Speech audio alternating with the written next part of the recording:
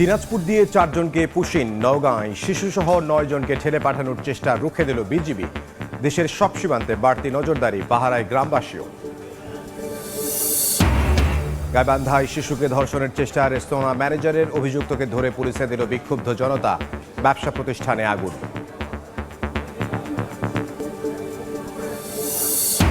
মাদক সেবন নিয়ে দ্বন্দ্ব চাঁপাইনবাবগঞ্জে, 2 বন্ধুর ছুরিকাঘাতে আরেক বন্ধুর মৃত্যু। যশোরে নিখোঁজের একদিন পর ঝোপে মিলল যুবকের গলাকাটা লাশ, অস্ত্র উদ্ধার।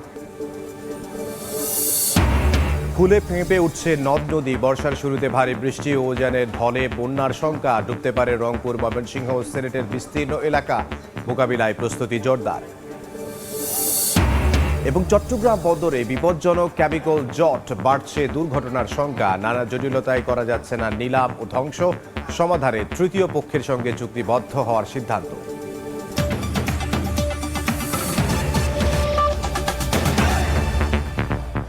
বাংলার সময়ের সঙ্গে আছে আমি ইমদাদুল হক।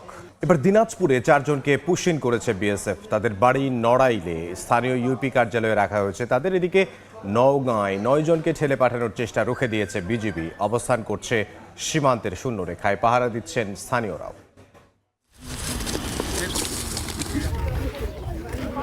প্রায় সীমান্তে বিএসএফের পুশিনের চেষ্টা রুখে দিতে তৎপর বিজিবি, সজাগ গ্রামবাসীও। বুধবার সকালে দিনাজপুরের বনতারা সীমান্ত দিয়ে 4 জনকে পুশিন করে বিএসএফ। তাদের আটক করে শঙ্করপুর ইউনিয়ন পরিষদ কার্যালয়ে নিয়ে যান স্থানীয়রা। পরে হেফাজতে নিয়ে জিজ্ঞাসাবাদ করে পুলিশ ও বিজিবি। 4 জনের গ্রামের বাড়ি নড়াইলে। তাদেরকে নাকি বনতারা গিলাবাড়ি দিয়ে তাদেরকে পুশ করে দিয়েছে আমাদের বাংলাদেশে। গ্রামবাসীও লিখছে, ডাকি আমাকে ফোন দিচ্ছে। ফোন দেওয়ার পরে আমরা ওখানে পাইছি ওনাকে। এদিন ভোরে নওগাঁর সাপাহারের পাতারি সীমান্ত দিয়ে 9 জনকে পুশিনের চেষ্টা করে বিএসএফ, তবে তা আটকে দেয় বিজিবি। এরপর থেকে শূন্যরেখায় অবস্থান করছে 3 শিশু, 3 নারী ও 3 পুরুষ। অন্যায়ভাবে বিএসএফ আমাদের বাংলাদেশে পুশিং করে লোকজন ঠেলে দেওয়ার চেষ্টা করছে। এটা আমরা সাধারণ জনগণ, এটা আমরা মেনে নিবই না। দেশ রক্ষা করার জন্য আমরা সবাই প্রস্তুত আছি এবং বিজিবির সাথে আমরা কথা বলেছি। এ বিষয়ে তারা কোনো নাকচ করে দিচ্ছে। বাংলাদেশের যশোহর বাড়ি এরকম কথাবার্তা বলতেছে আর কি। দেশের সব সীমান্তেও নজরদারি বাড়িয়েছে বিজিবি। দিনরাত পাহারায় রয়েছেন গ্রামবাসীও। ফাহরিয়া ফারজানা, সময় সংবাদ। এই মুহূর্তে নওগাঁয় আছেন সহকর্মী এমআর রকি। সরাসরি যাব তার কাছে। রকি, সীমান্তের এই শূন্যরেখায় গেল রাত থেকে 3টা থেকে এখন পর্যন্ত সন্ধ্যা 6টায়, অর্থাৎ এই যে 15-16 ঘন্টা অতিক্রান্ত হচ্ছে, একেবারে অমানবিক পর্যায়ে কিন্তু আমরা দেখছি নারী, শিশু এবং বয়স্ক রয়েছে। বিশেষ করে শিশু রয়েছে একেবারে 3 থেকে 4 বছরের মধ্যে বয়সের। তারা একটি ধানের আইলের ক্ষেতে সারাদিন আজকে তপ্ত রোদ পার হয়েছে। এই তপ্ত রোদের মাঝে একেবারে এই অবস্থায় তারা দাঁড়িয়ে রয়েছে। অবস্থান তাদের এক পাশে বিজিবি, অন্য পাশে বিএসএফ। এই যে চিত্র, এটি অমানবিকতা। স্থানীয় গ্রামবাসীরা বলছে যে সর্বোচ্চ পরিমাণে এই অমানবিকতা তারা দেখছে এবং রাত 3টার পর থেকে তাদের বিএসএফের পক্ষ থেকে বাংলাদেশের দিকে ঠেলে দেওয়ার যে চেষ্টা ছিল, সেই চেষ্টা রুখে দিয়েছে বিজিবি। সেই সাথে এখানে গ্রামবাসী, অসংখ্য গ্রামবাসী অবস্থান করছে। দুপুরে আমরা দেখেছি নওগাঁ 16 বিজিবির যিনি সিও আরিফুর রহমান, তিনি এসেছিলেন। বিএসএফের পক্ষ থেকে একটি সাড়া তারা আশা করছিলেন এবং সেই 5টার পরে তাদের দিক থেকে একটা বার্তা আসার কথা। এখন পর্যন্ত এমন কোনো বার্তা না আসার কারণে যে চিত্র ঠিক অটুট রয়েছে, সেই সাবেক চিত্র এখানে আমরা লক্ষ্য করছি। যে 9 জন, সেই 9 জন ধান ক্ষেতের আইলে তাদের শিশু, সন্তান এবং নারী নিয়ে এই অবস্থান করছে। একটা অনিশ্চয়তা, এখন পর্যন্ত কোন দিকে যাবে, কি হবে, এটা কিন্তু বিএসএফ তাদের দিক থেকে শক্ত একটা অবস্থান নিয়ে দাঁড়িয়ে রয়েছে। পাশাপাশি বিজিবিও একই অবস্থায় দাঁড়িয়ে রয়েছে এবং আমরা যতদূর জানতে পারছি ভারতের পশ্চিম ভারতের যে থানা রয়েছে তপন থানা, সেই দিক থেকে সীমান্তের যে কাঁটাতারের বেড়া নিজ দিক দিয়ে তাদের রাত 3টার দিকে বাংলাদেশের দিকে ঠেলে দেওয়া হয়েছে এবং ঠেলে দেওয়ার পর থেকেই এইরকম একটি অমানবিক চিত্র। এবং আরেকটি বিষয় আমরা দেখছিলাম, যারা এখানে অবস্থান করছে তারা তকমা দেওয়া হয়েছে বাংলাদেশি মুসলমান। এই তকমাতেই তাদের বাংলাদেশের দিকে ঠেলে দেওয়া এবং আমরা তাদের সঙ্গে কথা বলতে পারিনি, তবে যতদূর জানতে পারছি তারা ভারতীয় নাগরিক, ভারতীয় বাসিন্দা এবং ভারতীয় সেখানে তাদের ভোটাধিকার ছিল, সব মিলে তারা ভারতীয়। কিন্তু এই মুহূর্তে বাংলাদেশের দিকে ঠেলে দেওয়ার কারণে যে এই অমানবিকতা তৈরি হয়েছে, স্থানীয় গ্রামবাসীদের পক্ষ থেকে দুপুরে যদিও হালকা শুকনো খাবার দেওয়া হয়েছে, কিন্তু তাদের জীবনযাত্রা একেবারে থমকে গেছে জীবনের শিশু সন্তানের চরম একটি মানবিক বিপর্যয় আমরা এখানে লক্ষ্য করছি এবং সব মিলে এই পরিস্থিতির দ্রুত সমাধান চান এবং যারা স্থানীয় এখানকার বাসিন্দা তারা বলছেন কোনোভাবেই তাদেরকে বাংলাদেশের দিকে ঢুকতে দেওয়া হবে না, কারণ ভারতীয় এই জাতীয় বিএসএফের যে অপতৎপরতা সেটি কোনোভাবেই তারা মেনে নিতে পারছে না। এই ছিল সার্বিক নওগাঁর যে সীমান্ত পুশিনের চেষ্টা বিএসএফের, তার খবর আমার কাছে। নওগাঁ থেকে সহকর্মী এবার রকি আমাদের সঙ্গে যোগ দিয়েছিলেন।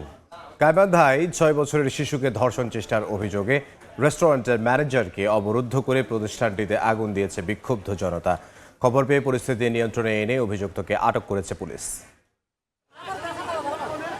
গাইবান্ধা সদরের ঘাগট নদী পাড়ের জাপলং চাইনিজ ফাস্টফুড রেস্টুরেন্টে ব্যবসার আড়ালে অসামাজিক কার্যক্রম চালানোর অভিযোগ ছিল দীর্ঘদিন ধরেই। বুধবার দুপুরে প্রতিষ্ঠানটির ম্যানেজার আমির হোসেনকে 6 বছরের শিশুকে ধর্ষণ চেষ্টার অভিযোগে অবরুদ্ধ করে বিক্ষুব্ধ জনতা পুড়িয়ে দেওয়া হয় প্রতিষ্ঠানটি। স্থানীয়রা জানান রেস্টুরেন্টের ম্যানেজার আমির আলী কৌশলে ওই শিশুকে রেস্টুরেন্টে ডেকে নিয়ে ধর্ষণের চেষ্টা করে।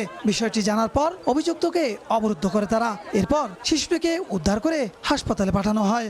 এখানে বিভিন্ন মেয়ে নিয়ে আসিয়া বিভিন্ন অসামাজিক কার্যকলাপ কন্টিনিউ করতেছে। ছেলে মেয়েরা আসিয়া এই জায়গায় স্কুল কলেজ বাদ দিয়ে এই জায়গায় ঢুকিয়ে মনে কর অকাম করতো। মাসুম বাচ্চাকে ডাকে নিয়ে আসছিল, নিয়ে আসানোর পর ওনার সঙ্গে আকাম করতে যে স্টেটে এলাকার মহিলারা ধরে ফেলেছে। খবর পেয়ে পরিস্থিতি নিয়ন্ত্রণ করে অভিযুক্তকে আটক করে থানায় নিয়ে যায় পুলিশ। অভিযোগ পেলেই সাথে সাথে ব্যবস্থা নিব, যেহেতু অভিযুক্ত আমাদের হাতে আছে এবং অন্যান্য যে আইনগত প্রক্রিয়া থাকে ধর্ষণের ক্ষেত্রে তাকে পরীক্ষা করানো সহ তাকে ক্রাইসিস সেন্টারে নেওয়া, এগুলো আমরা তৎক্ষণাৎ ব্যবস্থা করব। আটক আমির হোসেন সদর উপজেলার দাঁড়িয়েপুর বাজারের বাসিন্দা। বিপ্লব ইসলাম, সময় সংবাদ, গাইবান্ধা। মাদক সেবন নিয়ে দ্বন্দ্ব। চাঁপাইনবাবগঞ্জে 2 বন্ধুর ছুরিকাঘাতে আরেক বন্ধুর মৃত্যু হয়েছে। অন্যদিকে যশোরে নিখোঁজের একদিন পর ঝোপে মিলল যুবকের গলাকাটা লাশ। পাশ থেকেই উদ্ধার করা হয়েছে ধারালো অস্ত্র। মাদক সেবন নিয়ে দ্বন্দ্ব 3 বন্ধুর, প্রাণ গেল একজনের। চাঁপাইনবাবগঞ্জের পুরাতন বাজারে হাসপাতাল রোড এলাকায় 2 বন্ধু জিশান ও মেহেদির সঙ্গে বাগবিতণ্ডায় জড়ায় রজব। এক পর্যায়ে দুজন মিলে রজবের বুকে ছুরিকাঘাত করে। পরে গুরুতর অবস্থায় তাকে উদ্ধার করে হাসপাতালে নিলে মৃত ঘোষণা করেন চিকিৎসক। অতিরিক্ত রক্তক্ষরণের কারণেই রোগী আস্তে আস্তেই মারা গেছে। আমরা এখানে এসে তাকে মৃত অবস্থায় পেয়েছি। ছুরিকাঘাতের সময় জিশান ও মেহেদি মাদকাসক্ত ছিল বলে জানায় পুলিশ। বুধবার সকালে যশোরের রাঘুরামপুর গ্রামের ঝোপ থেকে সাইদ নামে যুবকের লাশ উদ্ধার করা হয়। স্বজনরা জানান মঙ্গলবার রাতে ফোন পেয়ে বাড়ি থেকে বের হন। এরপর থেকে নিখোঁজ হয় সে। বাড়ির কাছে একটি ঝোপের মধ্যে তার গলাকাটা লাশ দেখতে পায় স্থানীয়রা। মরদেহের পাশেই ছিল ধারালো অস্ত্র। পুকুরের দিকে আগে ওখানে যে কুড়ে মতন ভাঙচুর রয়েছে, আমি ওই পিলার ধরে কেবল ডাক দেব, তখন দেখে ওই জাইঙ্গা আর প্যান, আমি মুখেও তাকাইনি। ওই দূরিতে ওই দেখে মনে করেন আমি ওখানে পুঁতে গেছি। আমার ছেলেকে যারা হত্যা করেছে, যারা জড়িত, তাকে নিঃসংভাবে বিচার চাই। লাশটি উদ্ধার করে যশোর জেনারেল হাসপাতালের মর্গে পাঠায় পুলিশ। তানজিনা তাসনিম, সময় সংবাদ। তিস্তার পানি ওঠানামা করায় বিভিন্ন পয়েন্টে দেখা দিয়েছে তীব্র ভাঙন।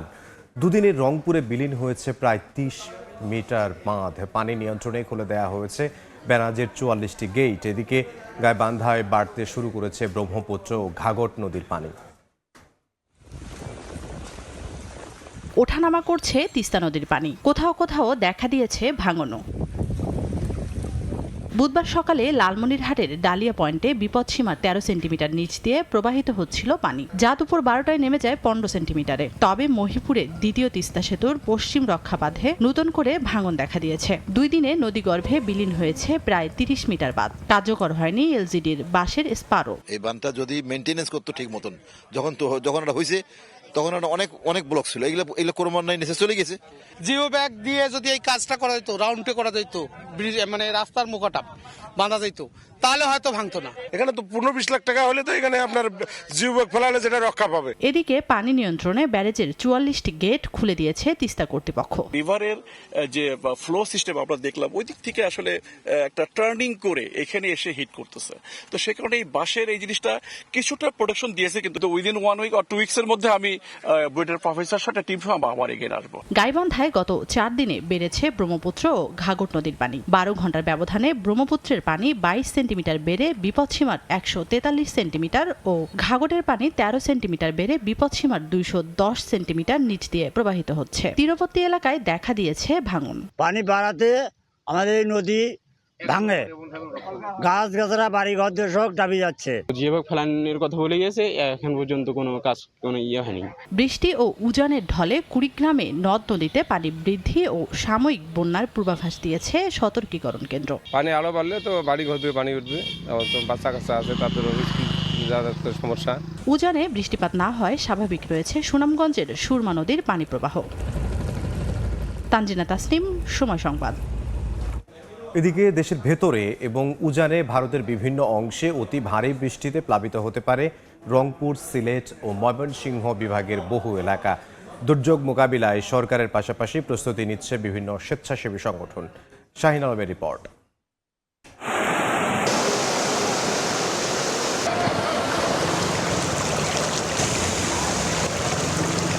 ভৌগোলিক অবস্থান আর জলবায়ু সংকটে প্রতি বছরই কম বেশি বন্যা কবলিত হচ্ছে দেশ। কখনো কখনো ভয়াবহ মানবিক ও অর্থনৈতিক সংকটের কারণ হয়ে উঠছে এই প্রাকৃতিক বিপর্যয়। বন্যার এবছরের পূর্বাভাসও খুব একটা স্বস্তির নয়। আগামী কয়েকদিন উজানে ভারী বৃষ্টিপাতের কারণে রংপুর, সিলেট এবং ময়মনসিংহ বিভাগ সহ দেশের মধ্যাঞ্চল বন্যায় প্লাবিত হতে পারে বলে সতর্কতা দিয়েছে সংশ্লিষ্ট দফতর। বন্যা পূর্বাভাস ও সতর্কীকরণ কেন্দ্র বলছে, আবহাওয়া পরিস্থিতি বিশ্লেষণে বর্ষা মৌসুমের শুরুতেই এবার ভারী বৃষ্টির আভাস পাওয়া যাচ্ছে। এরই মধ্যে রংপুর বিভাগের তিস্তা, ধরলা এবং দুধকুমার নদীর পানি বৃদ্ধি পেয়ে সতর্ক সীমায় পৌঁছেছে। কোথাও কোথাও দেখা দিয়েছে ভাঙন। বিপদসীমার কাছাকাছি রয়েছে সিলেটে সুরমা ও কুশিয়ারা এবং ময়মনসিংহের সমস্যরীর পানি। আগামী 3 দিনে রংপুর বিভাগের তিস্তা, ধরলা, দুধকুমার অববাহিকায় লালমনিরহাট, নীলফামারী, কুড়িগ্রাম, রংপুর জেলার এবং একই সাথে সিলেট বিভাগের সুরমা ও কুশিয়ারা সংলগ্ন সিলেট ও সুনামগঞ্জ জেলার নিম্নাঞ্চলে স্বল্পমেয়াদী বন্যা পরিস্থিতি সৃষ্টির ঝুঁকি রয়েছে। এমন পরিস্থিতিতে ক্ষয়ক্ষতি মোকাবেলায় আগাম ব্যবস্থা হিসেবে সরকারের পাশাপাশি প্রস্তুত হচ্ছে রেড ক্রিসেন্টের মতো সহযোগী সংস্থাগুলো। আমরা জানি যে বাংলাদেশ রেড ক্রিসেন্টের 68টি ইউনিট আছে। প্রত্যেকটা ইউনিটকেও আমরা এই ধরনের পরিস্থিতি সম্পর্কে সজাগ রেখেছি এবং যথাসম্ভব তাদেরকে প্রস্তুতির জন্য অর্থ বরাদ্দ এবং ত্রাণ সামগ্রী যেগুলো লাগে সেগুলো তাদেরকে দেয়া হয়েছে, যাতে তারা সাথে সাথে রেসপন্ড করতে পারে। জুনের শেষ ভাগ থেকে 2 জুলাই পর্যন্ত দেশের বিভিন্ন স্থানে এবং উজান মিলিয়ে 350 থেকে 400 মিলিমিটার বৃষ্টিপাতের পূর্বাভাস রয়েছে। শাহিন আলম, সময় সংবাদ, ঢাকা।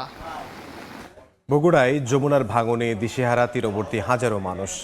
এরই মধ্যে নদীতে বিলীন হয়েছে বহু বসতঘর, স্থাপনা ও কয়েক হাজার বিঘা ফসলি জমি। এর মধ্যেই 2টি ইউনিয়নে নতুন করে দেখা দিয়েছে ভাঙন। আতঙ্কে দিন কাটছে বাসিন্দাদের।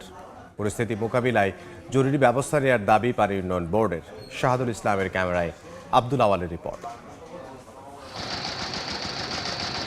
আগ্রাসী যমুনা করালগ্রাসে আবাদি জমি থেকে শুরু করে বসত ভিটা সব হারিয়েছেন নদী পাড়ের বাসিন্দারা। ভাঙন আতঙ্কে নদী পাড় থেকে বসত ভিটা সরিয়ে নিতে শুরু করেছে আরো কয়েকটি পরিবার। গত কয়েক মাসের অব্যাহত ভাঙনে বগুড়ার সারিয়াকান্দি ও সোনাতলা উপজেলার 6টি গ্রামের হাজারো বাসিন্দা হারিয়েছেন ভিটেমাটি। নতুন করে সারিয়াকান্দি, শিমুলতাইর ও তেকানি চুকাইনগর গ্রামের প্রায় 2.5 কিলোমিটার এলাকা জুড়ে তীব্র আকার ধারণ করেছে ভাঙন। অব্যাহত ভাঙনে যে কোনো সময় তলিয়ে যাওয়ার শঙ্কায় 3টি সরকারি প্রাথমিক বিদ্যালয় সহ মোট 6টি শিক্ষা প্রতিষ্ঠান, 10টি মসজিদ, গুচ্ছগ্রাম ও ইউনিয়ন পরিষদ সহ নানা স্থাপনা রয়েছে ঝুঁকিতে। দ্রুত কার্যকর পদক্ষেপ না নিলে 2000 পরিবারকে ভিটেমাটি হারাতে হবে বলে জানান স্থানীয়রা। জমি জমা সব নদী বিলীন হয়ে গেছে, আমরা অসহায়ের মতো হয়ে গেছে। নদীর ভাঙনের যে পরিস্থিতি যদি এরকম করে ভাঙে তাহলে আমরা সারিয়াকান্দির শেষ সীমানায় পৌঁছেছি। আমরা তো আমাদের পিছনে আর আমাদের কোনো জায়গা নেই, নিঃস্ব ছাড়া আর কোনো উপায় নেই। নদী ভাঙন থেকে হেফাজত না করে তাহলে অনেক ক্ষতিগ্রস্তের মধ্যে অনেক লোকজন পড়ে যাবে, আমরা পড়ে যাব। এটাও এখন নদী গর্ভে তলিয়ে যাওয়ার মতোই আর কি, কারণ একদম নদীর কাছে এসে গেছে। আগের স্কুলটা নদীর ভিতরে ভেঙে গেছে, এখন এই ছাদগুলোও ভেঙে যাওয়ার সম্ভাবনা আছে। আমাদের এই শেষ সম্বলটুকু রক্ষার্থে তার সরকারের যতটুকু কার্যকর উদ্যোগ নেওয়া প্রয়োজন এটা যত দ্রুত বাস্তবায়ন করা হয়। অনেক তো ভেঙেই গেছে, তো যতটুকু আছে আমরা চাই যে এটুকু আমাদের রক্ষা করার জন্য সরকার এগিয়ে আসুক। টাকানি চুকাইনগর এলাকায় 132 মিটার অংশে জিওব্যাগ ফেলে ভাঙন প্রতিরোধে কাজ শুরু হয়েছে। অন্যদিকে শিমুলতাইর এলাকায় প্রায় 2 কিলোমিটার ভাঙন ঠেকাতে 16 কোটি টাকার একটি প্রকল্প প্রস্তাবনা পাঠানো হয়েছে। দ্রুত যাতে আমাদের ডিপিপি দাখিল হয় এর জন্য মূলত কারিগরি কমিটি দ্রুত গঠন করা হয়েছে। আর এর বাইরে আমরা সেখানে কাজ করার জন্য আমরা বাজেটও চেয়েছি, ওখানে প্রায় 16 কোটি টাকা একটা আমরা অনুমোদন চেয়ে আমরা ঊর্ধ্বতন কর্তৃপক্ষের কাছে পাঠিয়েছি। ভাঙন প্রবণ শিমুলতাইর ও টাকানি চুকাইনগর ইউনিয়নে অন্তত 10,000 মানুষের বসবাস। আব্দুল আউয়াল, সময় সংবাদ, বগুড়া। বাংলার সময় আরও থাকছে। রাজশাহীর ফুড ব্যাগিং আম যাচ্ছে ইউরোপে। আঞ্চলিক প্যাকিং হাউস না থাকায় বিপাকে রপ্তানিকারকরা। ছাড়পত্র বিলম্বে, নষ্ট হচ্ছে 10 থেকে 20% ফল। তো কেমিক্যাল দ্রুত ছাড়ে জটিলতার পাশাপাশি নিলাম অযোগ্য পুরাতন কন্টেইনার বোঝাই কেমিক্যাল ও বিপজ্জনক পণ্যের কারণে দুর্ঘটনার ঝুঁকিতে চট্টগ্রাম বন্দর। বেশ কয়েকবার উদ্যোগ নিয়েও নানামুখী জটিলতায় এসব কেমিক্যাল এবং বিপজ্জনক বস্তু যেমন নিলামে তোলা যায়নি, তেমনি ধ্বংসও করা যাচ্ছে না। বন্দরের শেড ও ইয়ার্ডে পড়ে আছে এসব কেমিক্যাল ও জরাজীর্ণ কন্টেইনার।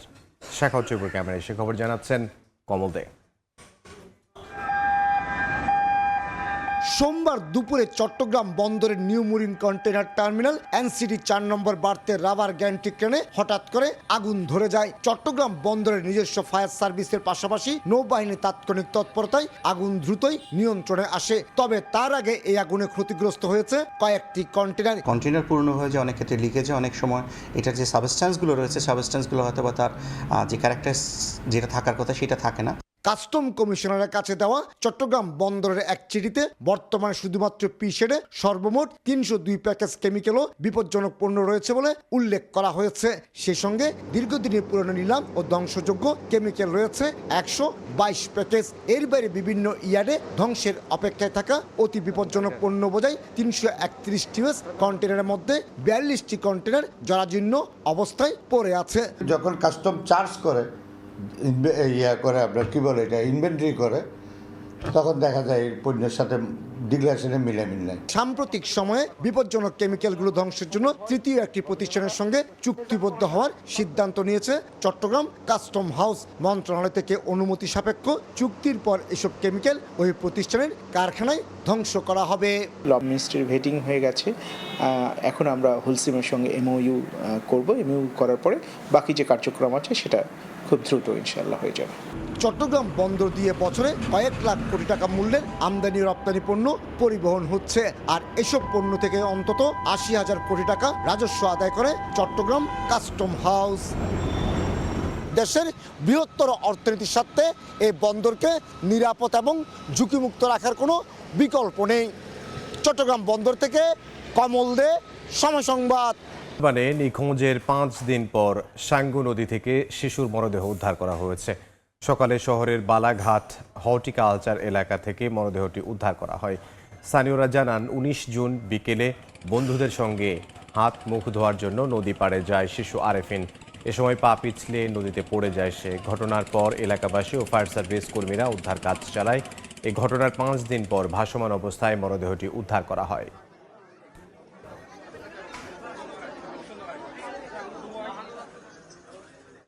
চুয়াডাঙ্গায় বিদ্যুৎস্পৃষ্ট হয়ে শিশুর মৃত্যু হয়েছে।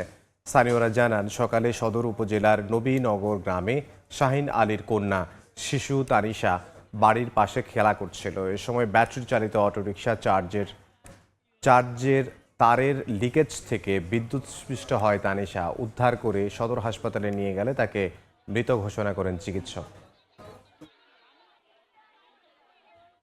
টাঙ্গাইলের ভুয়াপুরে 5ম শ্রেণীর এক শিক্ষার্থীকে ধর্ষণ চেষ্টার অভিযোগে এক যুবককে গ্রেফতার করা হয়েছে। ভুক্তভোগীদের অভিযোগ, ভরুয়া গ্রামের মফিজুল ইসলাম গত 21 জুন বিকেলে মেয়েটিকে ধর্ষণ চেষ্টা করে। এ সময় তার চিৎকারে আশপাশের লোকজন ছুটে আসতে মফিজুল পালিয়ে যায়। এ ঘটনায় আজ সকালে মেয়ের বাবা বাদী হয়ে মফিজুলের বিরুদ্ধে মামলা করেন। পরে অভিযান চালিয়ে তাকে গ্রেফতার করে পুলিশ।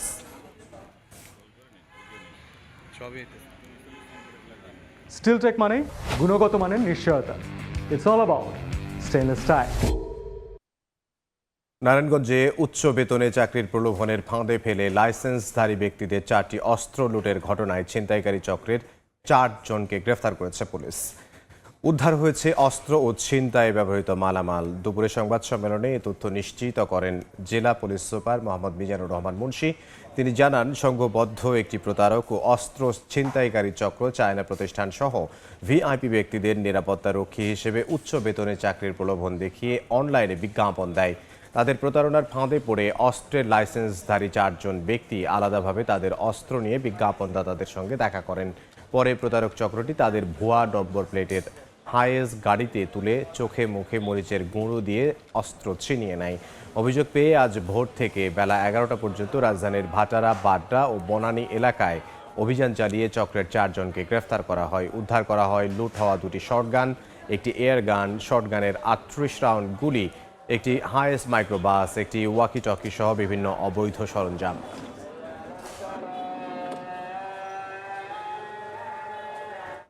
বগুড়ায় জুলাই গণ অভ্যুত্থানে হত্যা চেষ্টা মামলায় গ্রেফতার স্বাধীনতা চিকিৎসক পরিষদের জেলা শাখার সভাপতি ডক্টর সামির হোসেন মিশুকে আদালতে তোলা হয়েছে। এর আগে মঙ্গলবার রাতে শেরপুরের ধুরট মোড় থেকে মিশুকে গ্রেফতার করা হয়। পুলিশ জানায়, স্থানীয় একটি হোটেলে মিশু উপস্থিত হলে তাকে ঘিরে তৈরি হয় উত্তেজনা। খবর পেয়ে মিশুকে আটক করে নেওয়া হয় থানায়। পরে সদর থানার জুলাই গণ অভ্যুত্থানে হত্যা চেষ্টার একটি মামলায় তাকে গ্রেফতার দেখানো হয়। দুপুরে তোলা হয় আদালতে। বাগেরহাট সরকারি ম্যাথসের ইনস্ট্রাক্টর হিসেবে কর্মরত আছেন ডক্টর সামির হোসেন মিশু।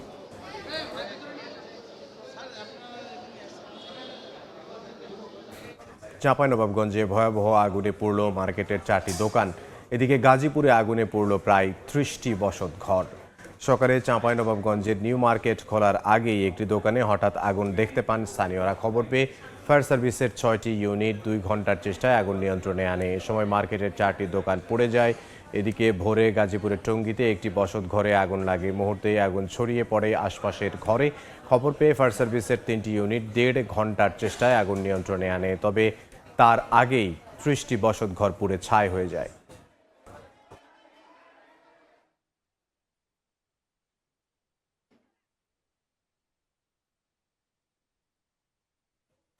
বাংলার সময় আরো থাকছে। এক যুগে রাজশাহীতে হারিয়ে গেছে বহু খেলার মাঠ। উন্মুক্ত স্থান সংকটে স্মার্টফোন মুখী হচ্ছে শিশু কিশোররা।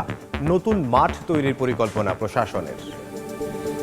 আরএফএল ওয়াটার পাম্পের রোটর এখন আরো উন্নত আর বিদ্যুৎ সাশ্রয় হয় 20% পর্যন্ত। ঝিনাইদহে 1.5 বিঘা জমির ড্রাগন ক্ষেত কেটে নষ্ট করেছে দুর্বৃত্তরা। স্থানীয়রা জানান, ধার দেনা করে মহেশপুরের বেলতলা গ্রামের 1.5 বিঘা জমিতে ড্রাগন ফলের গাছ লাগান আজমপুর গ্রামের শাহজালাল। জমিতে থাকা প্রায় 3000 গাছে ফলও ধরেছিল, কিন্তু মঙ্গলবার রাতে দুর্বৃত্তরা তার গাছ কেটে নষ্ট করে। এতে বাগানেই অসুস্থ হয়ে পড়েন মালিক। পরে তাকে উদ্ধার করে মহেশপুর উপজেলা স্বাস্থ্য কমপ্লেক্সে ভর্তি করা হয়। রাজশাহী অঞ্চলের সুস্বাদু আম দেশের গণ্ডি পেরিয়ে রফতানি হচ্ছে ইউরোপের বিভিন্ন দেশে। রফতানিকারকরা বলছেন, এই অঞ্চলে প্যাকিং হাউস না থাকায় আম পাঠাতে হয় ঢাকায়। কেন্দ্রীয় প্যাকিং হাউসের ছাড়পত্র নিতে বাড়তি সময়ের কারণে নষ্ট হচ্ছে 10 থেকে 20 ভাগ আম। কৃষি বিভাগ বলছে, রাজশাহীতে প্যাকিং হাউস তৈরির জন্য স্থান বাছাইয়ের কাজ চলছে। বিস্তারিত সাইফুর রহমান রকির প্রতিবেদনে। রাজশাহী, চাঁপাইনবাবগঞ্জ ও নওগাঁর বাগানগুলোতে শোভা পাচ্ছে প্যাকেটে মোড়ানো ল্যাংড়া, আম্রপালি, বাড়ি, ফজলি সহ নানা জাতের আম। চলতি মৌসুমে 3টি জেলা থেকে ফ্রান্স, যুক্তরাজ্য, ইটালিতে 85 মেট্রিক টন আম এরই মধ্যে রপ্তানি হয়েছে। বৈদেশিক বাজার আকৃষ্ট করতে তালিকায় যুক্ত হয়েছে Miyazaki, king of Chakapat, banana mango, Chiang Mai ও রেড পলমার জাতের আম। 4 মেট্রিক টন অলরেডি আমরা এক্সপোর্ট করতে পেরেছি এই পর্যন্ত। ভালো আম হলে ভালো প্যাকিং করা লাগে। এটা লেবার সহ এটা 7 থেকে 8 টাকা পড়ে যায়। এই অঞ্চলে কোনো প্যাকিং হাউস নেই, তাই রপ্তানিকারকদের মাধ্যমে প্যাকিং এর জন্য আম পাঠাতে হয় ঢাকার শ্যামপুরে। কেন্দ্রীয় প্যাকিং হাউসের ছাড়পত্র নিতে পেরিয়ে যায় লম্বা সময়। নষ্ট হয় অন্তত 10 থেকে 20 ভাগ আম। এছাড়া অতিরিক্ত বিমান ভাড়ার কারণে আগ্রহ হারাচ্ছেন রপ্তানিকারকরা। যেসব অঞ্চলে আম হয় সেসব এলাকাতে বিভাগীয় পর্যায়ে যেন কোয়ারেন্টাইন বা ল্যাব স্থাপন করা হয়। কৃষি সম্প্রসারণ অধিদপ্তরের কর্মকর্তারা জানান প্যাকিং হাউস তৈরির জন্য স্থান বাছাই করা হচ্ছে। আমাদের পরিবহনটা সহজ হয় এই সমস্ত কিছু চিন্তা ভাবনা করে আমাদের একটা প্যাকিং হাউস বা কৃষি রপ্তানিকরণ অঞ্চল যাই বলেন করার চিন্তা ভাবনা আছে। এই অঞ্চলে এখন রপ্তানিকারকদের সংখ্যা বেড়ে দাঁড়িয়েছে অর্ধশতে। সাইফুর রহমান রকি, সময় সংবাদ, রাজশাহী।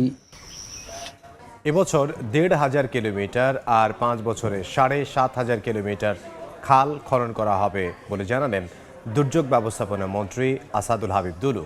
দুপুরে মানিকগঞ্জের শিবালয়ে ইছামতি নদীর আমঢালার বাউলকান্দি থেকে দক্ষিণ উলাউলের কোনাবাড়ি পর্যন্ত খাল খনন কার্যক্রম পরিদর্শন শেষে কথা বলেন তিনি। খাল খনন বিষয়ে কোনো দুর্নীতি বা অনিয়ম হলে ব্যবস্থা নেওয়া হবে বলে জানিয়েছেন মন্ত্রী। আমাদের মন্ত্রণালয় থেকে এবছর ১৫০০ মিটার খাল খনন করব, ৫ বছরে আমরা ৭,৫০০ খাল খনন করব। খাল শুধু খাল নয়, খালের মধ্যে যেমন পানি সংরক্ষণ করে রাখা হবে শুকনো মৌসুমে, তেমনি বর্ষাকালে পানি যাতে দ্রুত গতিতে নিষ্কাশিত হয়ে যাতে ফসল হানি না হয় সে ব্যবস্থাটা রাখা হচ্ছে। এবার নতুন দুটি জিনিস আমরা সংযুক্ত করেছি, খালের পাড়ে আমরা গাছ লাগাচ্ছি। মাছ চাষে আধুনিক প্রযুক্তি ব্যবহারের পাশাপাশি নিরাপদ খাদ্য নিশ্চিত করে রপ্তানি বাজার সম্প্রসারণে কাজ করছে সরকার, জানিয়েছেন কৃষি ও মৎস্য ও প্রাণী সম্পদ মন্ত্রী মোহাম্মদ আমিনুর রশিদ। দুপুরে ময়মনসিংহের বাংলাদেশ মৎস্য গবেষণা ইনস্টিটিউটের গবেষণা পুকুরে বিভিন্ন জাতের মাছ ও গবেষণা কার্যক্রম পরিদর্শন করে কথা বলেন তিনি। আমাদের এখন দরকার ইন্টারন্যাশনাল স্ট্যান্ডার্ডের র materials, food and finish product ফিশকে ওই স্ট্যান্ডার্ডে আনতে পারলে আমরা ওয়ার্ল্ড ওয়াইড যেতে পারবো। যদি যেতে হয় আমাদেরকে সেফ ফুড প্রোডাকশন করতে হবে। পৃথিবীতে এই মুহূর্তে খাদ্যের অভাব নাই, আগামী দিনে অভাব পড়বে না, অভাব হবে সেফ ফুডের। খাল দখলদারদের স্বেচ্ছায় সরে যাওয়ার হুঁশিয়ারি দিলেন Chittagong city mayor doctor Shahadat Hossain. সকালে দক্ষিণ পাহাড়তলী এলাকার ১ নম্বর ওয়ার্ডে ঢুলুনিয়া, ঢালাছড়া, খাগড়িয়াছড়া এবং খোসাল শাহছড়া পরিদর্শন ও পুনঃখনন কার্যক্রমের উদ্বোধনকালে তিনি কথা বলেন। এ সময় মেয়র বলেন, খাল ও ছড়াগুলো নগরবাসীর সম্পদ। এসব জলাধার দখল ও দূষণের কারণে জলাবদ্ধতা পরিস্থিতি আরও জটিল হচ্ছে। খাল দখলদারদের স্বেচ্ছায় সরে যেতে হবে, অন্যথায় আইনানুগ ব্যবস্থা নেওয়া হবে বলেও সতর্ক করেন তিনি।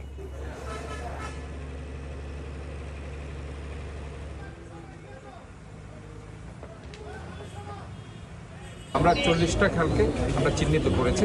সামনে আমাদের বর্ষার পরে আমরা একটা যে ডিপিপি রেডি করছি, এটার মাধ্যমে পার্মানেন্ট রিটেইন ওয়াল সহ আমরা এই খালগুলোকে একটি সংস্কার করে সেখানে প্রবাহমান করব এবং সেখানে মাটিগুলো উঠিয়ে নিয়ে যদি কেউ সেটা দখল করে থাকে সেই দখল উচ্ছেদ করে আমরা খালের একটা ঠিকানা। মানিকগঞ্জ মেডিকেল কলেজ হাসপাতাল পরিদর্শন করেছে স্বাস্থ্য অধিদপ্তরের প্রতিনিধি দল। সকাল থেকে দুপুর পর্যন্ত হাসপাতালের প্যাথোলজি, MRI, সিটি স্ক্যান, আল্ট্রাসোনোগ্রাফিক্স সহ মেডিসিন বিভাগ পরিদর্শন করেন তারা। পরিদর্শনে প্যাথোলজি বিভাগ সহ বিভিন্ন বিভাগের যন্ত্রপাতি অকেজো থাকায় ক্ষোভ প্রকাশ করেন স্বাস্থ্য অধিদপ্তরের অতিরিক্ত মহাপরিচালক ডক্টর জাহিদ রায়হান। প্রকল্পের মাধ্যমে হাসপাতালে যন্ত্রপাতি কেনাকাটায় শতভাগ অনিয়ম ও দুর্নীতি হয়েছে বলেও মন্তব্য করেন তিনি। এ সময় স্বাস্থ্য অধিদপ্তরের বিভাগীয় পরিচালক ডক্টর মোহাম্মদ জাহাঙ্গীর আলম উপস্থিত ছিলেন। এর আগে স্বাস্থ্য পরীক্ষা নিরীক্ষার বেশিরভাগ যন্ত্রপাতি অকেজো থাকার কারণে সঠিক সেবা পাচ্ছিল না বলে অভিযোগ ছিল রোগীদের।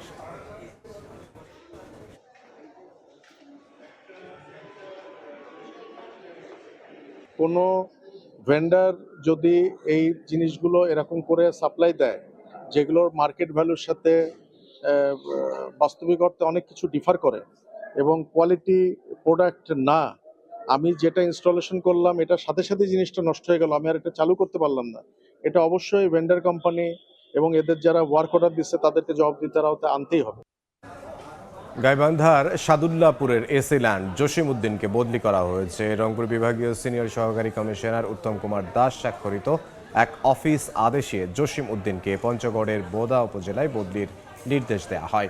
গত বৃহস্পতিবার সাদুল্লাপুরের ধাপের হাটে অর্পিত সম্পত্তি ব্যক্তি মালিকানায় দেখিয়ে ৩ কোটি টাকা আত্মসাতের অভিযোগের বিষয়ে সংবাদ সংগ্রহ হয়ে যান গণমাধ্যম কর্মীরা। এ সময় গণমাধ্যম কর্মীদের সঙ্গে অপেশাদার আচরণের অভিযোগ ওঠে জসিম উদ্দিনের বিরুদ্ধে। গত রোববার গাইবান্ধা সার্কিট হাউসে বিষয়টি তদন্ত করেন রংপুরের অতিরিক্ত বিভাগীয় কমিশনার আশরাফুল ইসলাম। বাংলার সময়। সিলেটে বিপুল পরিমাণ ভারতীয় অবৈধ পণ্য জব্দ করা হয়েছে। এ ঘটনায় একজনকে আটক করা হয়েছে। বিজিবি জানায় ভোরে সীমান্তবর্তী এলাকায় বাংলা বাজার, সোনালী চেলা, লাফার্জ, কালা সাদেক, তামাবিল, সংগ্রাম এবং শ্রীপুর ভিওপি চোরাচালানি অভিযান চালানো হয়। এ সময় সানগ্লাস, বিড়ি, কম্বল, চিংড়ি, রেনো, মোবাইল, সিম কার্ড, মদ এবং বাংলাদেশ থেকে পাচারকালে বাংলাদেশি শিং মাছ, অবৈধভাবে বালু পাথর বহনকারী বার্কি নৌকা, চোরাচালানি মালামাল বহনকারী সিএনজি মোটরসাইকেল জব্দ করা হয়। এই ঘটনায় একজনকে আটক করে বিজিবি।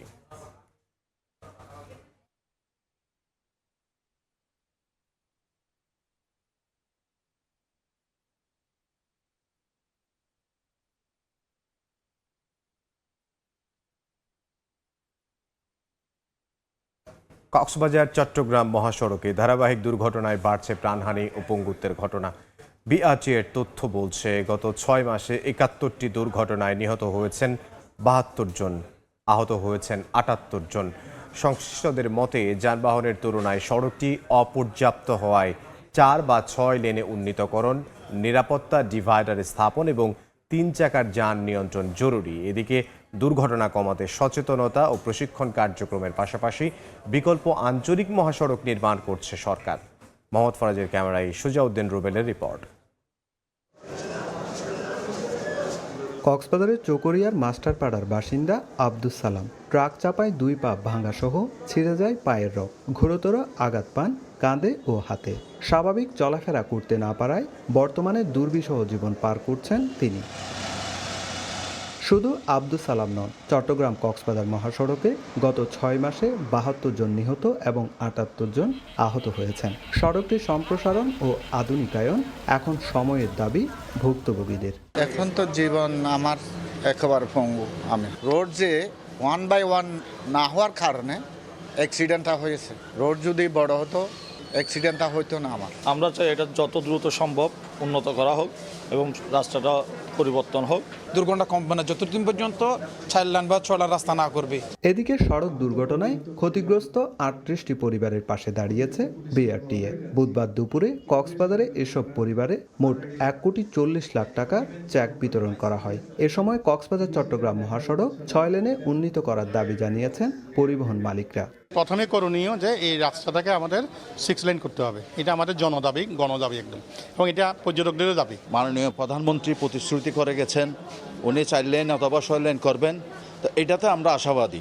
বিকল্প আঞ্চলিক মহাসড়ক নির্মাণ করছে বলে জানিয়েছে বিআরটিএ ও জেলা প্রশাসন। বিআরটিএর পক্ষ থেকে বিভিন্ন ধরনের পদক্ষেপ গ্রহণ করা হয়েছে। দূরপাল্লার গাড়িগুলো আছে, সেখানে আমরা টার্মিনালে ড্রাইভার শ্রমিকদেরকে প্রশিক্ষণ দেওয়ার আমরা উদ্যোগ গ্রহণ করেছি। স্বরাষ্ট্রমন্ত্রী মহোদয় উদ্যোগে একটা বিকল্প সড়কের উদ্যোগ নেওয়া হয়েছে, প্রজেক্ট নেওয়া হয়েছে। এটা যদি আমরা যথাযথভাবে বাস্তবায়ন করি সড়ক দুর্ঘটনা শূন্যের কোঠায় নামিয়ে আনতে পারবো। গত 2 বছরে কক্সবাজারের সড়ক দুর্ঘটনায় ক্ষতিগ্রস্ত 94টি পরিবারের মাঝে 4 কোটি টাকার বেশি চেক বিতরণ করেছে বিআরটিএ কর্তৃপক্ষ। সুজাউদ্দিন রুবেল, সময় সংবাদ, কক্সবাজার। বর্ষাকালে নাটোরের চলনবিলে নেই কাঙ্ক্ষিত পানির দেখা। এতে মাছের উৎপাদন কমা সহ তৈরি হয়েছে পর্যটক হারানোর আশঙ্কা। অপরিকল্পিতভাবে পুকুর কাটা সহ অবকাঠামো নির্মাণ করায় বিলে বাধাগ্রস্ত হয় পানি প্রবাহ, দাবি পরিবেশবিদদের। আর হাওর ও জলাভূমি উন্নয়ন অধিদপ্তরের সমীক্ষার প্রতিবেদন পেলে চলনবিল উন্নয়নের তৎপরতা শুরু হবে বলে জানিয়েছে পানি উন্নয়ন বোর্ড। আলবামুনের পাঠানো তথ্য রোকনুজ্জামানের ছবিতে প্রতিবেদন। বর্ষায় বিল টইটম্বুর থাকার কথা, অথচ এই মৌসুমের ভিন্ন চিত্র। এখনও কাঙ্ক্ষিত পানির দেখা নেই চলন বিলে। নাটোরের সিংড়ার শেরকোলের এই এলাকা থেকে শুরু চলনবিল। বর্ষাকালের দ্বিতীয় সপ্তাহ শুরু হলেও এখানে নেই পানি। স্থানীয়রা জানান বিলের নিচু এলাকায় কিছুটা পানি আসলেও তা পর্যাপ্ত নয়। এতে তৈরি হয়েছে মাছের উৎপাদন কমে আসার শঙ্কা। অন্যদিকে কমছে বিলে ঘুরতে আসা মানুষের সংখ্যাও। ক্ষতিগ্রস্ত হচ্ছেন মাঝি ও জেলেরা। অন্য বর্ষর বন্যা ছিল, আমার ইনকাম হচ্ছিল, আর এবার বন্যা নাই, আমার ইনকামও নাই। পানির যে চলাচল ছিল চলাচলটাও নাই, একটা বদ্ধ ভূমিতে পরিণত হয়েছে। অপরিকল্পিতভাবে পুকুর কাটা এবং অবকাঠামো নির্মাণের কারণে বাধাগ্রস্ত হয় পানি প্রবাহ। এতে চলনবিলটা আর অস্তিত্ব হারাতে বসছে বলে দাবি পরিবেশবিদদের। অপরিকল্পিতভাবে এই বিলে কিন্তু অনেক পুকুর খনন হয়েছে বা বিভিন্ন রাস্তাঘাট হয়েছে, এই জন্য বিল কিন্তু তার ঐতিহ্য হারাইছে। আত্রাই ও পদ্মা নদীতে পর্যাপ্ত পানি না থাকায় বর্ষাকালেও পানি নেই চলন বিলে। বিল নিয়ে হাওর ও জলাভূমি উন্নয়ন অধিদপ্তরের চলা সমীক্ষা প্রতিবেদন পেলে সেই অনুযায়ী পদক্ষেপ নেওয়া হবে বলে জানিয়েছে পানি উন্নয়ন বোর্ড। বিলকে যে পুনরুজ্জীবিতকরণ বা এটার ক্ষেত্রে যে আমাদের কি কি করণীয় বা কোন কোন ডিপার্টমেন্টের কি কি কাজ করতে হবে সেই বিষয়গুলি স্টাডি রিপোর্টে উঠে আসবে। সেই রিপোর্টের সুপারিশের আলোকে পানি উন্নয়ন বোর্ড কার্যক্রম গ্রহণ করবে। মৎস্য বিভাগ বলছে পানি বাড়লে পুরো বিলে ছড়িয়ে পড়বে মাছের পোনা। গত বছরের চেয়ে এবার মাছের উৎপাদন বৃদ্ধি পাবে। যদি রেগুলার ফ্লাডটা হয় আমরা আশাবাদী আমাদের উৎপাদন বৃদ্ধি পাবে। পাবনা, সিরাজগঞ্জ ও নাটোর জেলায় চলন বিলের অবস্থান। সময় সংবাদ, নাটোর। সময়। রাজশাহীতে গত এক যুগে আশঙ্কাজনকভাবে কমেছে খেলার মাঠ। উন্মুক্ত স্থানের অভাবে খেলাধুলার সুযোগ থেকে বঞ্চিত হচ্ছে শিশু, কিশোর ও তরুণরা। মাঠের বদলে তাদের সময় কাটছে স্মার্টফোন ও ইন্টারনেটে। বাড়ছে ডিভাইস আসক্তি। এদিকে মাঠের অভাবে তরুণদের মাঝে জনপ্রিয় হচ্ছে চড়া মূল্যের কৃত্রিম খেলার মাঠ বা টার্ফ। আব্দুল সালামের ছবিতে মওদুদ রানার প্রতিবেদন। রাজশাহী নগরীর মির্জাপুরের শ্যামলের মাঠ একসময় ছিল স্থানীয়দের অন্যতম খেলার স্থান। বর্তমানে সংকুচিত হয়ে মাঠটি খেলাধুলার অনুপযোগী। কাজলার বেতারের মাঠটি ছিল নগরীর সবচেয়ে বড় উন্মুক্ত স্থান, কিন্তু সরকারি বনায়ন আর অবৈধ দখলে খেলার জায়গা অবশিষ্ট নেই। রাজশাহীতে অনেক মাঠ এখন কমে গেছে, অনেক বিল্ডিং তৈরি হচ্ছে, যেমন নিউ গভর্নমেন্ট ডিগ্রি কলেজের অর্ধেক মাঠ দখল হয়ে মনে করেন বিল্ডিং হচ্ছে। সংশ্লিষ্টরা বলছেন গত এক যুগে নগরীর অধিকাংশ বড় উন্মুক্ত মাঠগুলোতেই খেলাধুলার সুযোগ বন্ধ হয়েছে। কোথাও গড়ে উঠেছে বসতবাড়ি, আবার কোথাও সরকারি প্রতিষ্ঠানগুলো নিজেদের নিয়ন্ত্রণে থাকা মাঠে স্থাপনা নির্মাণ করেছে। হাতে গোনা কয়েকটি উন্মুক্ত মাঠ থাকলেও মেলাসহ নানা আয়োজনে সংকট থাকে সারা বছর। এটা আস্তে আস্তে সংকীর্ণতার দিকে চলে যাচ্ছে। মাঠগুলোকে সংরক্ষণের অভাবে বা হারিয়ে যাচ্ছে। সরকারের বিভিন্ন প্রকল্প করছে এগুলো মাঠে, খেলার মাঠে। যে মাঠগুলো আছে সেই মাঠগুলো সংরক্ষণ করা এবং খেলাধুলার ক্ষেত্রে কোনো প্রতিবন্ধকতা সৃষ্টি না করা। মাঠের সংকটের কারণে তরুণ ক্রীড়াপ্রেমীদের মধ্যে এখন কৃত্রিম মাঠ বা টার্ফের জনপ্রিয়তা বাড়ছে। 1 থেকে 2 ঘন্টার জন্য ব্যয় করতে হচ্ছে 3 থেকে 6 হাজার টাকা। তবে এই প্রবণতাকে ইতিবাচক হিসেবেই দেখছেন জেলা ক্রীড়া কর্মকর্তা। আগে আমরা যেভাবে মাঠ পেয়েছি, এখন মাঠ সংকটের কারণে খেলতে পারে না, তো অনেক বিষয় আছে। অ্যাডিকশন থেকে দূরে চলে আসছে, এখন ওখান থেকে রিকভার হচ্ছে, খেলার মাধ্যমে মাঠে ফিরতেছে। মাঠ না থাকার কারণে সবাই মিলে একটু একটু করে তুলে একটা অ্যামাউন্ট তুলে আমরা এই জায়গাটা খেলি, মানে মাঠটা পাওয়া যায় আর কি। এটা আমরা পজিটিভলি দেখছি এজন্য, কারণ আপনি যেটা বললেন যে আমাদের ডিভাইস থেকে দূরে থাকার জন্য আমাদের ছেলেরা বা আমাদের ক্রীড়ামোদী সবাই যদি সেটা হোক আমাদের নতুন কৃত্রিম মাঠ বা আমাদের যেটাই হোক, তারা তো খেলছে। এদিকে খেলার মাঠের অভাবে শিশু কিশোরদের মধ্যে বাড়ছে প্রযুক্তি ও ডিভাইস আসক্তি। তারা রাজশাহীতে প্রায় আয়োজন করছে ফ্রি ফায়ার বা পাবজির মতো স্পোর্টস টুর্নামেন্ট। বসুন্ধরা কমপ্লেক্সে পাবজি আয়োজন করেছে, তারপরে আমরা ফ্রি ফায়ারের বিভিন্ন বিভাগীয় আয়োজন এখন আমরা দেখতে পাচ্ছি। ফুটবলটাকে যেরকম আমরা ইন্টারন্যাশনালি খেলতে যাই, বাংলাদেশ থেকে যাই, একটা ক্রাউড থাকে, একটা মানে অডিয়েন্সের একটা ইচ্ছা থাকে, এটাও যেন স্পোর্টস থেকেও যেন ওরকম একটা মানে অবস্থা যদি চলে আসে। খেলার মাঠ বাড়াতে উদ্যোগের কথা জানিয়েছেন জেলা প্রশাসক। আমরা প্রত্যেকটি উপজেলায় আপনার একটি করে খেলার মাঠ থাকবে, এটি উদ্যোগ ইতিমধ্যে গ্রহণ করা হয়েছে এবং আছেও। যদি না থাকে কোনো উপজেলায় সেটা আমরা ব্যবস্থা গ্রহণ করব। গেল বছর রাজশাহীর কাটাখালী, তানোর সহ একাধিক এলাকায় খেলার মাঠ রক্ষার দাবিতে মানববন্ধন করেছিল স্থানীয়রা। মওদুদ রানা, সময় সংবাদ, রাজশাহী। বাংলার সময়ের শীর্ষ সংবাদগুলো জানিয়ে দিচ্ছি আরও একবার। দিনাজপুর দিয়ে 4 জনকে পুশিন, নওগাঁয় শিশুসহ 9 জনকে ঠেলে পাঠানোর চেষ্টা রুখে দিল বিজিবি। দেশের সব সীমান্তে বাড়তি নজরদারি, পাহারা গ্রামবাসীও। গাইবান্ধায় শিশুকে ধর্ষণের চেষ্টা রেস্তোরাঁ ম্যানেজারের, অভিযুক্তকে ধরে পুলিশে দিল বিক্ষুব্ধ জনতা। ব্যবসা প্রতিষ্ঠানে আগুন। এবং ফুলে ফেঁপে উঠছে নদ নদী। বর্ষার শুরুতে ভারী বৃষ্টি ও উজানের ঝড়ে বন্যার শঙ্কা, ডুবতে পারে রংপুর, ময়মনসিংহ ও সিলেটের বিস্তীর্ণ এলাকা। মোকাবিলায় প্রস্তুতি জোরদার।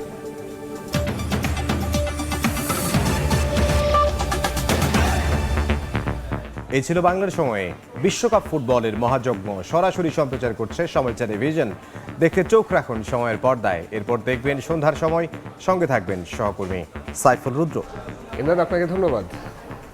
সন্ধ্যার সময় নিয়ে আসছি কিছুক্ষণ পর। সঙ্গে থাকুন সময়।